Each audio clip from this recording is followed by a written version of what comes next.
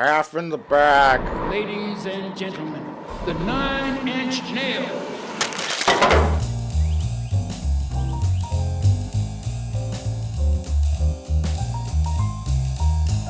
It's like you're right in front of me. I am. It's ironic that they're releasing this movie in 3D, considering Jared Leto's acting can barely make one dimension. Who's Jared Leto? Oh, he's that Alleged. He's that alleged that Don't worry, they didn't hear anything we just said. The whole thing was bleeped. The whole episode's gonna be bleeped, actually. Jay, do you think this digital video disc copy of Vampire Assassin from Walmart for $14.99 sealed, mostly sealed, is worth anything? Oh, we should send it off to the grading company and see. Oh, they're out of business. Oh. We came here from the digital world. In 1982, Disney released Tron. The film was a technical marvel, full of state-of-the-art visual effects and a groundbreaking electronic score by synth pioneer Wendy Carlos. The movie bombed because it was boring. Over the years, the film developed a cult following due to its distinct visual style and interesting sci-fi concepts. Because of this cult following, Disney made a literal legacy sequel in 2010. This new version featured state-of-the-art visual effects and a groundbreaking electronic score by Daft Punk. The movie bombed because it was boring.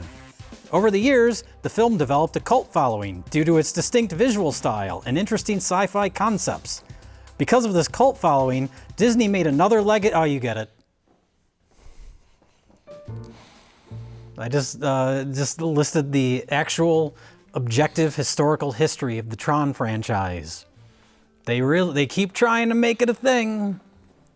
They should call it Try instead of Tron. Well, let me ask you this. Is Tron the past tense of try? Tron. Oh, we troned. We troned it, but it just didn't work again. Let me ask you this, because we're going into this from different perspectives. Yes, yes. I like Tron as a concept. I think the visuals in the first two movies are very striking and interesting. I think the first movie's boring, but it has some interesting aspects to it. I like Tron Legacy well enough. I understand why neither of these movies have caught on with people. But overall, I am fascinated by Tron as an attempted franchise. You have not seen either of the Tron movies before this one. I obviously did not see Legacy. I think I may have saw parts of the first one as a kid and shut it off because it was boring. And then I went out and played in the sunshine. That's fair enough. Well, I was going to ask you, now that we've seen Tron Ares, do you know what Tron is? Do you know what the word Tron means? No. Okay. Here's what I know about Tron. I know from osmosis and pop culture that Jeff Daniels plays a guy. Jeff Bridges? Jeff Bridges, sorry. Jeff Bridges plays a man who had a video game or something, and then he created something and then disappeared and ended up inside the video game and had to ride around on a motorcycle. Yes. And they threw discs at each other because as a kid, everyone was playing a video game called Tron Deadly Discs.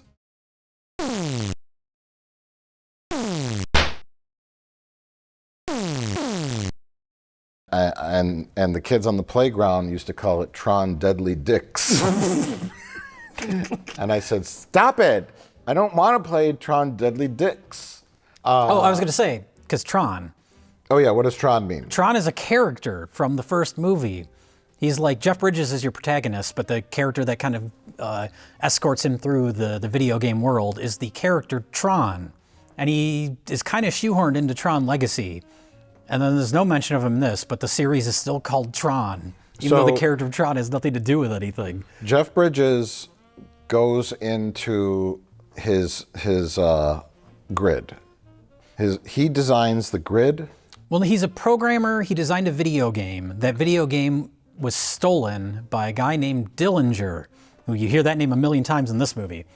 Dillinger is David Warner in the original movie. Oh. So the whole plot of the original Tron, nobody remembers this. They just remember light cycles and discs. The plot is Jeff Bridges has to prove that David Warner stole his idea for a video game, and then he accidentally gets sucked into the Tron world, and that's the movie, and then him trying to get out. Okay. So that's the exciting stakes of that first film is he has to prove that someone stole his intellectual property. Nice and simple. Nice. That's an 80s concept. Sucked into a video game. So wait, does he get sucked into the video game via like magic? Like a lightning bolt? Kind of. There's one of those lasers that you see in this movie. He's typing some stuff. He breaks into Encom, who's the company that released the video game. He's trying to find something in their system about the fact that he created the video game. And he's typing stuff, and he accidentally sets off that laser, and it accidentally sucks him into the video game world. And then Christopher Plummer is the grandfather of Evan Peters. Christopher Plummer, David Warner. David Warner. So I'm getting my Star Trek 6 actors confused. Evan Peters is his grandson? Yes. In Tron Legacy, they introduce David Warner's son, who is played by Cillian Murphy. And he's in it very, very briefly. And he's in there as a setup for a future movie that they would never make because all these movies flop and then they just reset them. But Cillian Murphy's wife, I guess, is Gillian Anderson in this movie. Okay. And then they hand wave the fact that he's not in this, he died or something. Okay. So Evan Peters is Cillian Murphy's son. Even though they're about the same age. Don't worry about it. So who does Garrett Hedlund play in Tron Legacy? Jeff Bridges' son? Yes. Okay. Who they also hand wave away in this movie.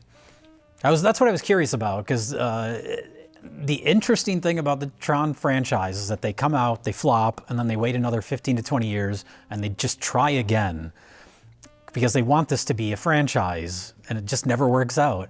When the last one flopped, they wanted their own Star Wars, basically. It didn't do well, so then Disney just bought Star Wars. But the Tron Legacy is a soft reboot. It's the proto-soft reboot. All the movies that came after it, Force Awakens, Jurassic World, they all followed the template of Tron Legacy, whether intentionally or unintentionally. It beat them to the punch.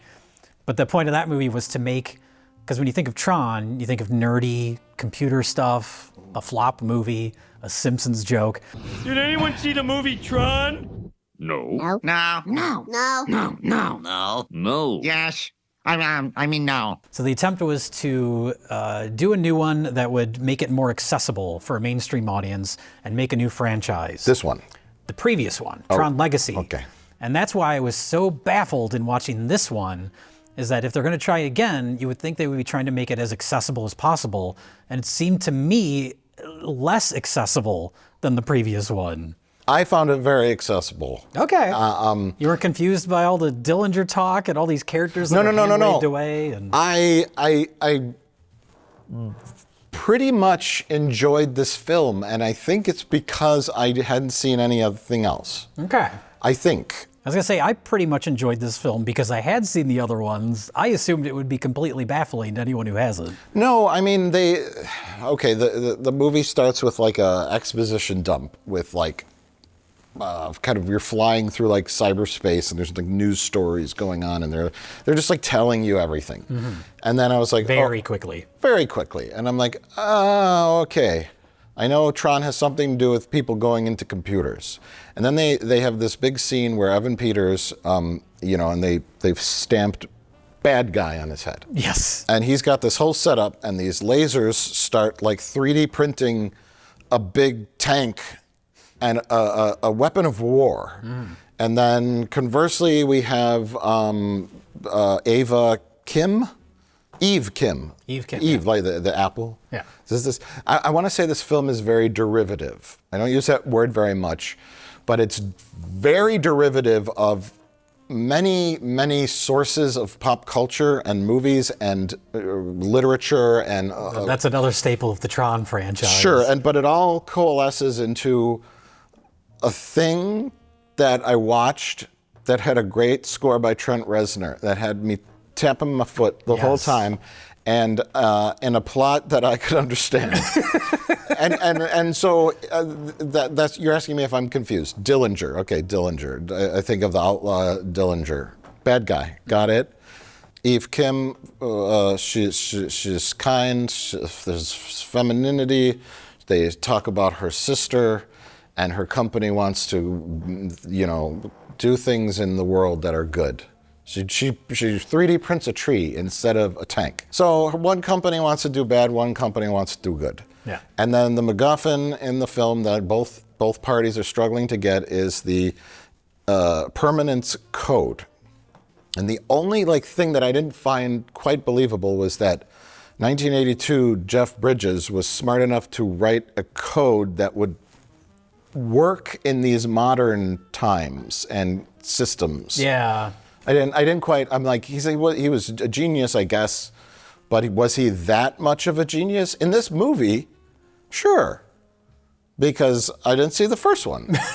He was making a Frogger game in the first one. He would have had to design that code before that. Unless he was the dude walking around in that robe, And He kind of is in Tron Legacy. He's very laid back and mellow. If that entity, whatever that is the one that has created that code in the modern era inside his computer land, maybe I could believe it. But him as a mortal man in 1982 writing some kind of masterful genius code that will allow 3D printed things to stay permanent in the real world out of nothing seems way far-fetched. Well, it's also not something he would even be aware of. In Tron Legacy, he gets sucked into the video game world and he's stuck there. That's the whole thing, is there's a rift between him and his kid. His kid doesn't know what happened to him. He just disappeared.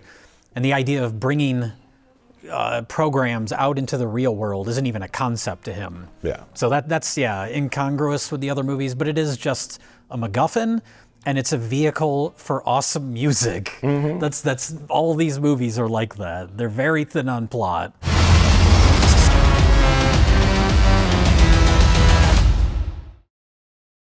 It is a very strange time in our culture to release a movie where you're supposed to sympathize with an AI. We're sympathizing with our lead character, the lady. Yeah. Oh yeah.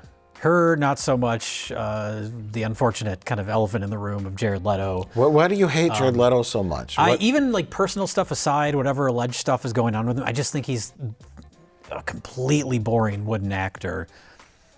It kind of works for this role because he's supposed to be a program, but the whole idea is that he learns to become more human and become self-aware, and I just don't buy him in any of that stuff.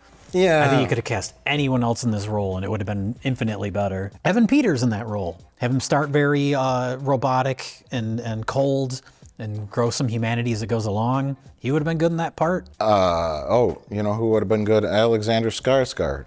Sure. Because I seen a show called Murderbot on Apple. Oh yeah, you watched that? Yeah, it was okay. It wasn't great, but he's good in it, and he plays kind of like the same thing. He's like an autonomous robot that's gone kind of self-aware and rogue, and so similar kind of like again derivative. Jared Leto is just like a charisma black hole. Well, let's talk about casting a little. Who cares about Jared Leto? Who does he have there's actors have certain appeals. You always see Chris Pratt constantly. He's in another AI movie. He's in a chair, whatever that movie is. Yeah, he's in tons of stuff. But then he's kind of charismatic, likable. He's like a just generic actor. He's Chris Pratt. Okay. Oh, it has Chris Pratt in it. Sure. Like Jared Leto, I see what you're saying. He was the handsome guy on My So-Called Life. And that's how he got his start. And then he's just sort of like, It's not an overstatement to say Tron changed my life. It captured my imagination in a way that few films ever have. We've been working on this for 9 years. But yeah, who does he appeal to? Nobody I can't wait to see that new Jared Leto movie. I mean, do girls that are of legal age like him? No, speaking of casting and speaking of our Freddy vs. Jason video, I made a point of mentioning that you can always tell a movie shot in Canada because you recognize those actors. And I mentioned Catherine Isabel, who's the friend in Freddy vs. Jason with the red baseball cap. Yeah, she's in this? She showed up at the beginning of this, and I was like, Canada! We're in Canada! Really? Yeah. When Evan Peters is giving his presentation at the beginning, she's one of those board people. Really? She had one line of dialogue, and I was like, that's her, we're in Canada! So then for the rest of the movie, I was looking at the background. I was like, is this Toronto? Vancouver. Yeah, maybe Vancouver, but yeah, we're definitely in Canada. But on that subject, Gillian Anderson is not British. And she does a pretty great British accent. I don't know why it's British. Was Cillian Murphy British? In the... David Warner was British. Well, Cillian sure. Murphy was not.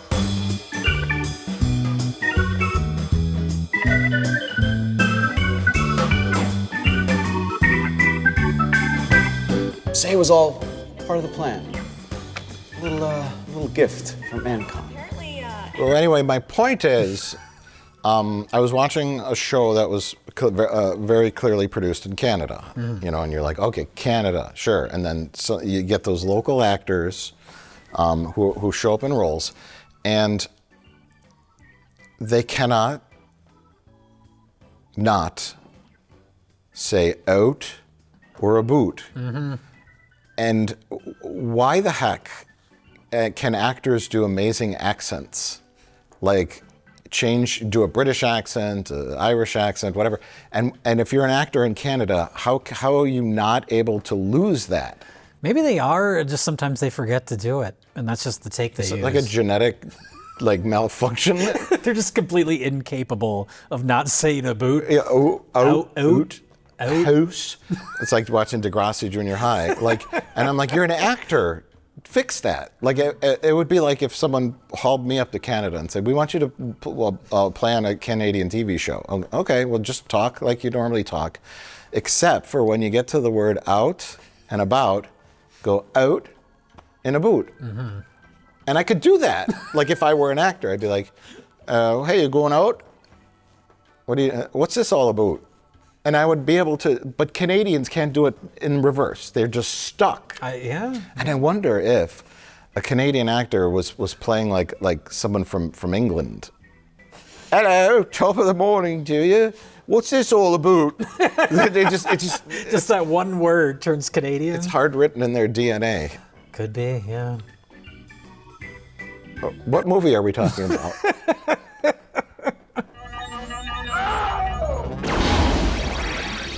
Speaking of flops, Disney flops, the woman that played Athena was the lady from The Acolyte, the lead witch. Oh, it of was? Witch. Yeah. Oh, okay. And then there was lots of other actors that I recognized peppered throughout this, and was it her husband or boyfriend or just coworker? Oh, the comic relief guy? Comic relief I think guy. he's just a coworker. Okay, they weren't married. They seemed close in the beginning, like they were husband-wife. I think it's just they were working They were together. just working, okay. Yeah. But that guy, he's on Broad City. His name's Arturo something. The girl that was working with the other guy is the daughter of Melanie Linsky on Yellow Jackets. Okay. And then, for no reason, Cameron Monaghan shows up. He's the guy who gets his leg blown off. And they're like, leave him behind. Oh, that's where you cast local Canadian man for that role. But that was like an actual actor? Yeah. He's been in lots of stuff. I'm guessing maybe he had a bigger role that might have been trimmed down. Maybe. I was thinking maybe it would be like a Cillian Murphy thing where it's like, we'll use him in the next movie, but based on what happens in this movie, I'm going to say that's not the case, so I don't know. I forget what his name is, but considering how this ends, and considering that it's very much leading into either a sequel or an attempt at a cinematic universe, there are 12 gods of Olympus to still go through. Sure. We've seen Ares and Athena, and then so the lead might be like, Cameron Monaghan, your part's going to be small, but we'll bring you back. When what's his face goes into the universe at the end, spoilers. What's his name? The Dillinger, Evan Peters. Evan character? Peters. Yeah. Then he's going to resurrect all these bad guys, and they're gonna be like coming into the real world to get Ares, who betrayed him, and you can have 6 more movies. So I think that may be why Cameron Monaghan checked out so fast. Is he may come back in future installments. And that won't happen because this movie will flop because it's a Tron movie. Because they showed them all running around, in the beginning when they were hacking the C-SPAN network coverage of a video game launch or whatever that was. You remember? Yeah. And they're all running, but they all had their helmets on, so we didn't know who they were. The only one that got revealed was Cameron Monaghan. Yeah. He's not a nobody. He's a pretty big actor, but he's not like A-list actor. They didn't have but- anyone cast for those other roles yet. So Yet. keep them in their helmets. Yes. If this movie's successful and we make a follow-up, we'll cast all sorts of... Dillinger is going to get his revenge, and Jared Leto is riding a old motorcycle through the desert. He's looking for Olivia Wilde, who was in Tron Legacy. Okay, I was He's going looking to at her ask photo. about those photos. Those are She's like a special program. She's the last in Legacy. She... boring. Boring.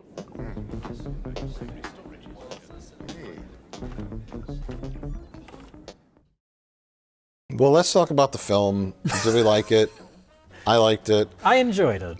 The action wasn't as well directed or put together as I had hoped. It was kind of clunky because it had Matrixy vibes, like some of those like chases with the motorcycles, but they're sort of clunky.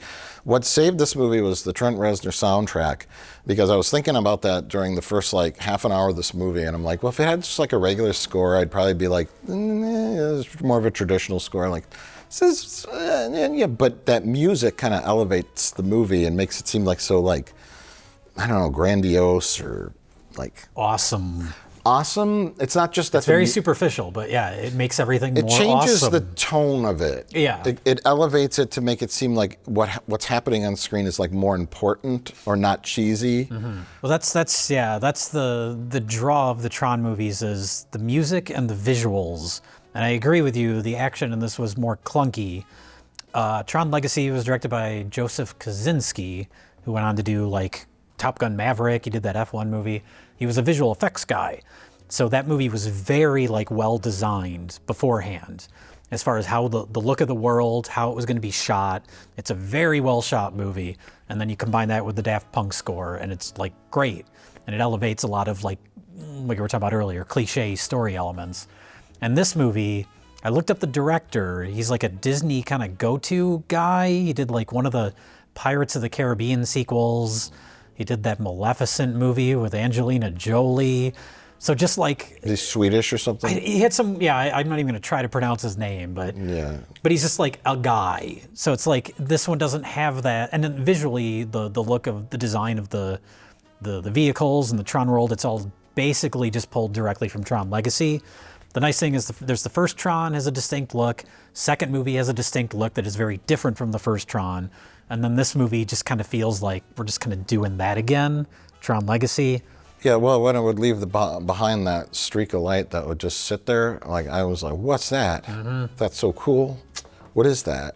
That's a streak of light. It just stays there forever until the program shuts on? I don't know. We never see it too much after the action happens in the other movies, so I don't know how long it stays there. Well, in the beginning, it stayed there permanently, and then in the end fight, when he's fighting the gal, it starts to fade because they're fighting so much, it would just be like this tangled mess of light lines everywhere that you couldn't see what's happening anymore. So maybe that's the idea. They just over time, it just dissolves. Forever, it's just whatever's convenient for the moment. Little things like that. This movie just doesn't feel as well thought out or They well don't constructed. they explain the world more in Tron Legacy. Yeah, it makes sense as much as something this silly can. I mean, the entire core concept is goofy. It's an 80s idea of what if a man was sucked into a computer?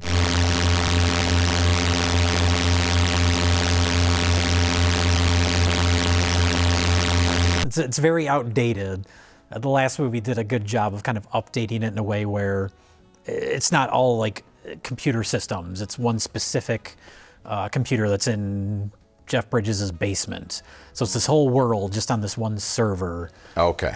It just feels more thought out. And this movie is kind of like taking elements of that, but it's any computer, any program, and any computer is... Well, it's like a net. There's two competing networks. Yeah. So they can hack into each other, and it's like, yeah, you go inside of it, and that's their version of the Tron world. But they've all stolen their ideas, I think, from Jeff Bridges' It all original. originates So from him. it's like it got bigger. Yeah. The world got bigger, and companies are vying to control it. And then adding on top of that is the laser printing of things in the real world, which I thought was kind of a neat concept. Oh yeah, and you see like there's like that framework around it that shatters apart. Right. It's kind of neat. And then they have 29 minutes. They couldn't keep the code from degrading for 29 minutes exactly. And that had some fun little scenes when him and Eve had to get in that car and drive somewhere, and they stopped at a gas station, and they're just driving these. Then you had some character building stuff. That sort of felt very Terminator. Definitely. Terminator 3 more than Terminator 2 because it's a little sillier. But Yeah. Talk to the hand. That was the entirety of Terminator 2 in one car scene. It's like Jared Leto's character like learning to empathize and become human, sort of. It was just like back and forth in a car, and that was like the entirety of Terminator 2, just slowly over time. But it's like, they become friends on this very quickly on this drive. Get that out of the way. Okay, now he wants to be a good guy. And then we got to get through that scene so we can get to the next set piece. Just picture them filming in a car, and then Jared Leto on that Ski-Doo watercraft in front of a green screen, and the girl on the back of it, and just splashing water. I'm not sure what we're doing. Where are we going? I don't know. You're trying to get to a laser, and that'll suck you out of this universe. But you take that and you put an awesome score over it. It just elevates the and you whole have 100 million people on computers. All the graphics in this movie, it's so much work. Like, I don't know.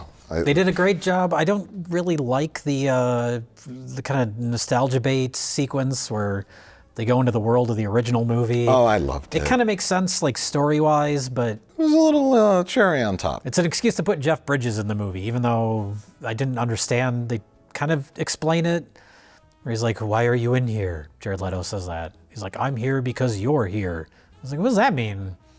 I don't know why Jeff Bridges was in this. I just wanted him to start saying "ergo." I am the architect. Ergo, some of my answers you will understand, and some of them you will not. The architect, yes. Colonel Sanders. Yeah. It starts talking about his secret recipe in the Matrix of 11 herbs and spices. Yeah. What? Concordantly, while your first question may be the most pertinent, you may or may not realize it is also the most irrelevant. How many herbs and spices? Ergo, 11. Whoa. Dreams are possible. Tron Ares, that's been an absolutely amazing experience, and I cherished every single moment of it. The big important things were very simply defined, and then I would just wish the action would have been a little better, and they took a little more time with characterization. Yes, that's a weak point with all these movies, is that human connection, and I think that's why they never catch on with an audience, because they never quite land that aspect of it. So it always ends up kind of feeling a little cold. Great visually, awesome score, all of these movies. Well, not so much the first one. I caught shit for saying the first one sucked as far as the music goes, but it's done by like a pioneer of synth music.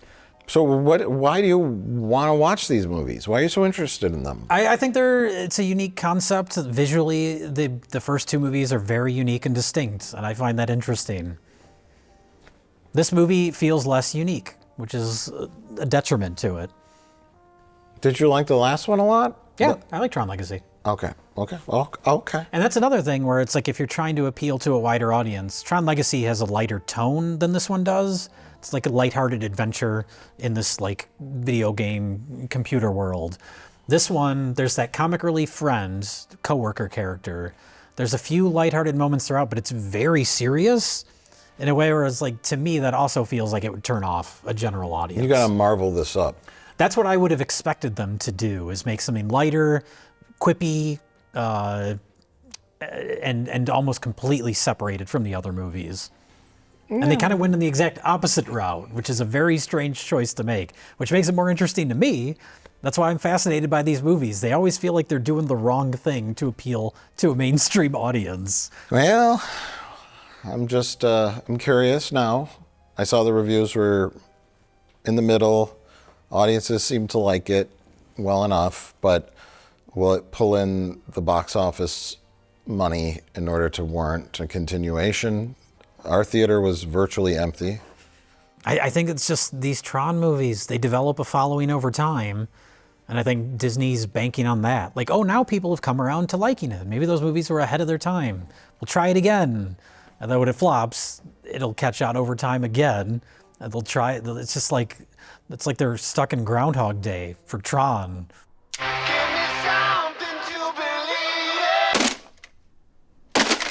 So, Mike, would you recommend Tron Ares?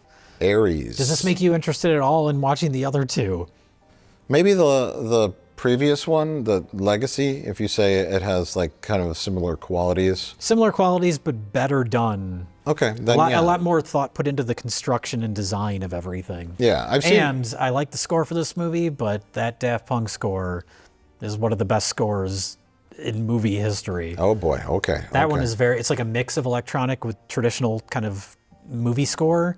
This movie is like pure electronic, and it's good, it's cool, but man, you can't beat that Daft Punk score. Okay, yeah, I would watch the Legacy one. Would I recommend anyone seeing this? Sure. It's kind of like it's a big popcorn kind of movie. Yeah. Normally I hate movies like that, but this one was accessible and not like overly stupid. Sometimes they get dumb, like where you're just like, oh God, not this. And that is one thing where it's like I said, there's not a lot of humor in this, but they could have leaned the other way and made it it's a good thing that there obnoxious. isn't. Yeah. The comic relief guy was just enough to where he wasn't like, too obnoxious. So I didn't feel dumber watching it. But it's a solid, pretty high mediocre entry into the history of cinema. Jay, would you recommend Tron Ares? I would, with the caveat that it's a Tron movie.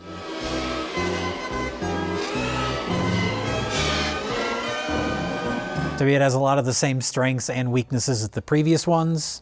Maybe a few more weaknesses, but it's not bad.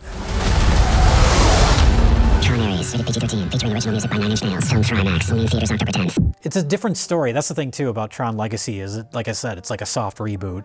So it repeats a lot of the same kind of set pieces from the original movie, just done in a different style. This one is a completely separate story. The action scenes are very different than the previous one. So there's enough that's different about it, and the central concept is interesting enough. But again, it's lacking that humanity. It's lacking that spark, that bit that you can connect with. Yeah, that makes people say, you got to see this movie. Like I said, when Jack and I talked about the first two movies in a review a few years ago, it's like Disney just needs to stop trying to make Tron happen. It's never gonna happen. We'll see after this weekend's box office results are in.